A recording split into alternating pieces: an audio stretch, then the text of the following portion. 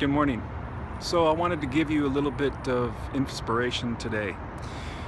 You know, when I first got out of high school and I looked for opportunities in my life, what I was really looking for was inspiration in my life, because right out of elementary school, I was always told that you have to be in a position where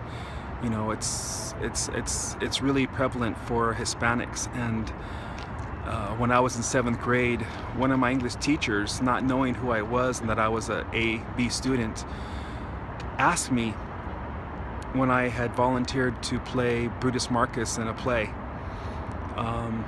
Michael, can you even read?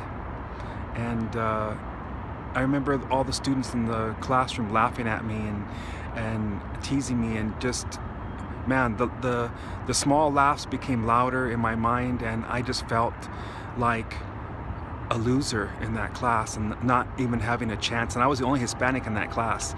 We went to an all-white school, and at that time in the 70s, mid-70s, there was a lot of prejudice on the west side of San Jose, and so I had to experience that, but I was always told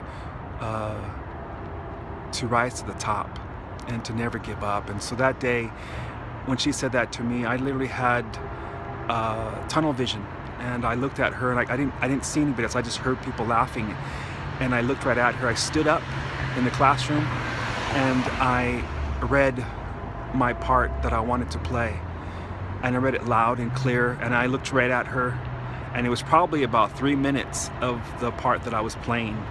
And this is during Julius Caesar's play.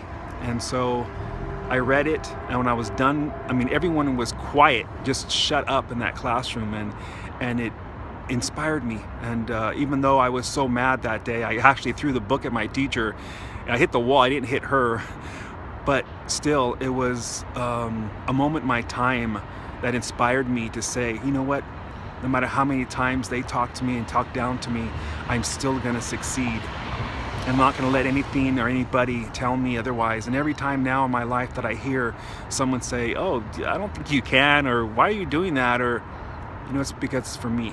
It's for my own family, it's for my children, it's for my future, and it's for me. And every time people tell you need to rise to the top, rise to the occasion in life.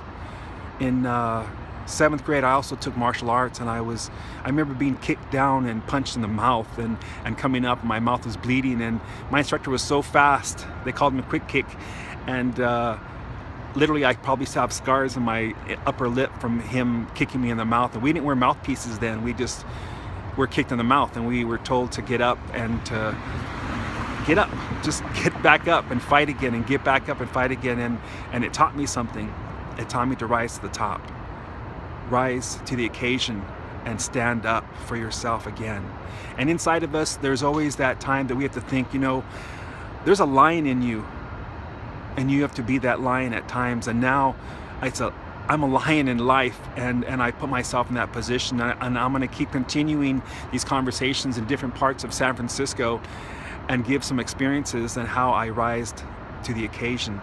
And for some of you now that are going through it, that think that I'm told I can't, or I won't, or you're not supposed to, you can and you will.